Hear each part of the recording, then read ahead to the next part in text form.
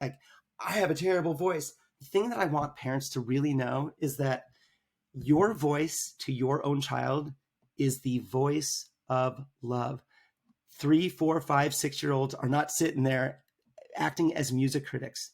When you lovingly sing to your child, they are not going to sit there going, oh, I don't like that song because your voice is terrible. No, they're going to just melt into you. So get over your own, like, role model what it means to actually like go outside of your own comfort zone.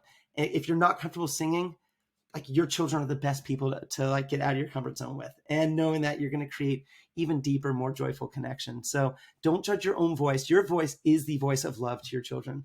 Don't deprive them of that.